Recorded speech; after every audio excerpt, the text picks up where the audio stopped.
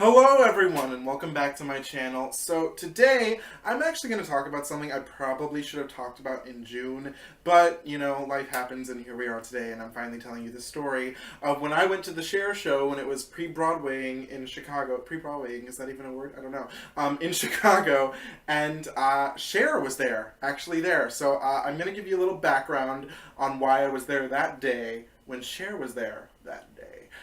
So I don't know if you can tell by some of the things I have in my room and a poster there, and I have more things over here. Well, this is my dorm room, so I don't know everything. But I'm a huge Cher fan and a huge Broadway fan, so when they announced that the Cher Show was happening, I was like, I'm in, I'm all in, I'm gonna be there. What if Cher's there? Oh my god, this is it. This is it. So my goal was to go to the first preview, opening night, and closing night. So here's what happened. I bought my tickets for opening night and closing night.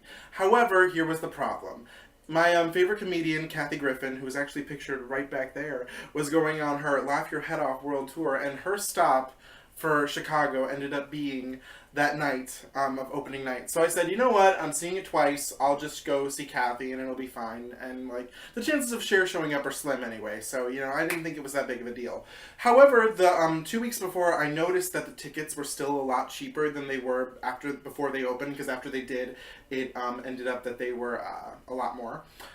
So I was like, oh. I was like, what if I go this Sunday, which was June... Okay, so opening night was June 28th, and this was the Sunday before June 25th.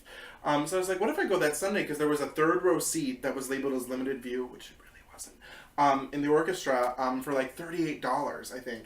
And so I was like, I mean, I might as well. I didn't buy it online. So that day I actually went down to Chicago and I went to the box office and I bought it so that way I could avoid the Ticketmaster fees. So I bought my ticket and I was like, okay, this is fine. I'll see how it is right before opening and then, you know, that way I'll know.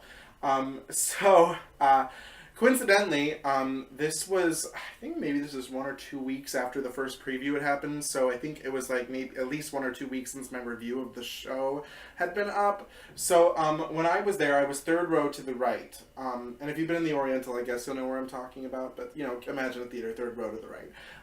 Further to the side, but there was no one in the rows in front of me or behind me. I probably could have moved up to the front row if I really wanted to, but I was kind of content with where I was because there was literally no one around me. The entire row behind me was filled, and then everything. And so I started talking to this lady who behind me who had won the lottery. And I, of course, was salty because I never win the goddamn lottery for anything.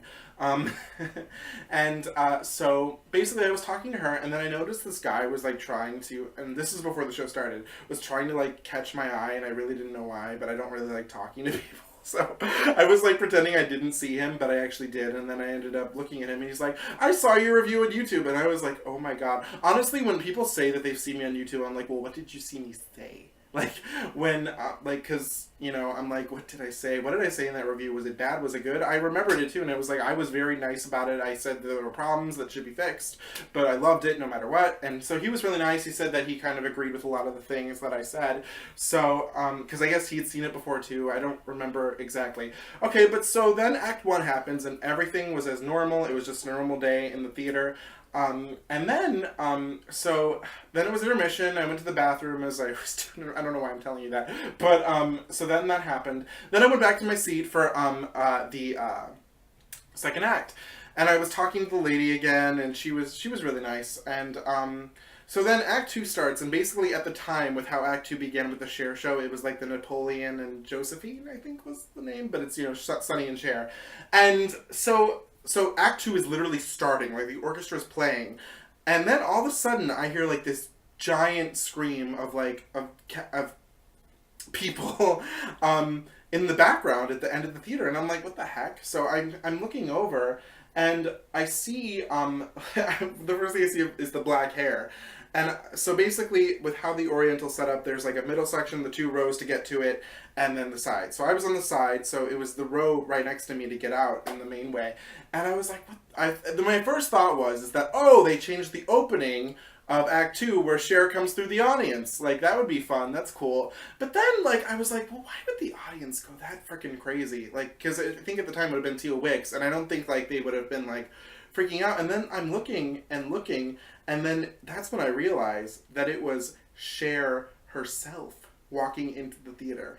And it was the most, I don't even know, like, how to describe this moment for me.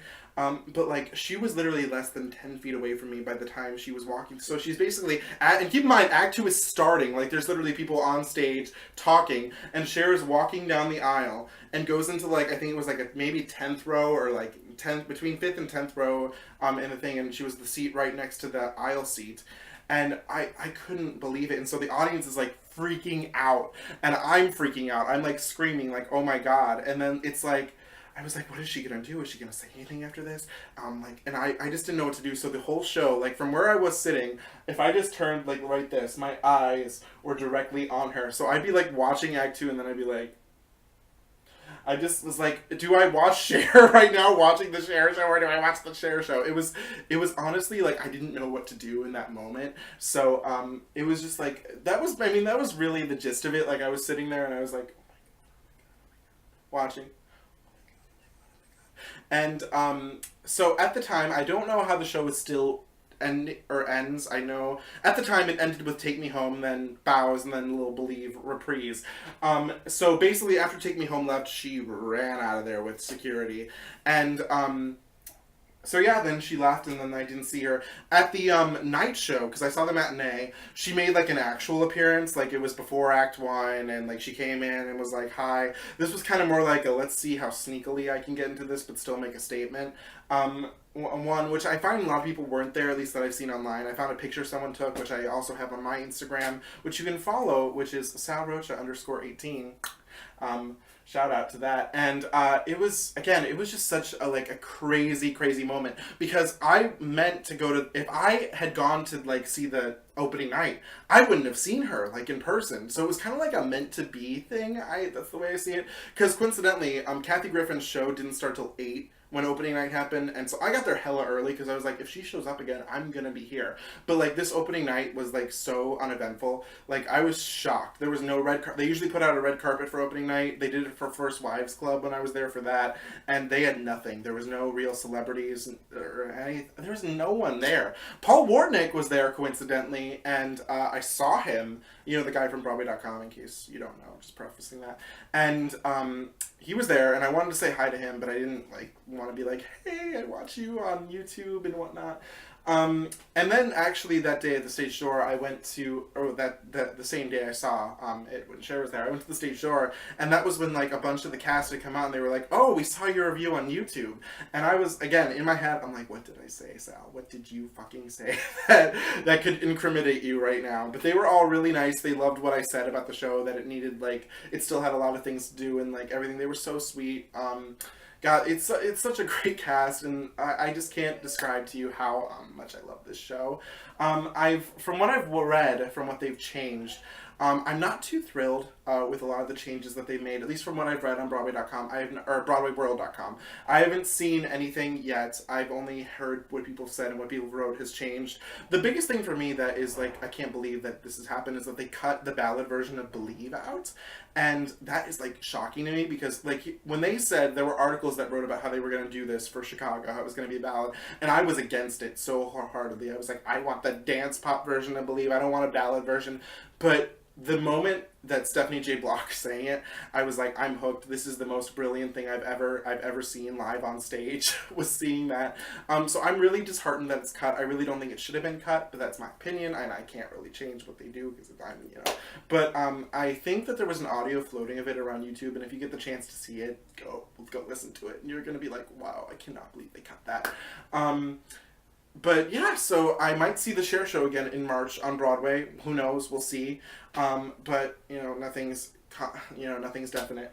But I also want to give a quick shout out to all of you guys, because a few weeks ago I just reached over 1,000 subscribers, and I would not have done that without you guys, because you were literally the subscribers. So thank you so much for that. It means the world to me. I'm gonna do a little celebration video. Well, celebration video is a loose term, but I'm gonna make a video for it that's gonna like involve like a Q&A type thing. So stay tuned for that.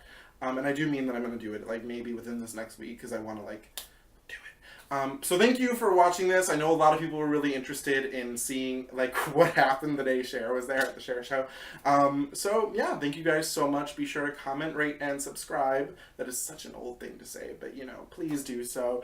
Thank you guys. And if you have any video ideas for me that you want to see, just please comment down below, and I'd be glad to take a look at them and maybe even do them. So thank you guys. Have a good day. Bye.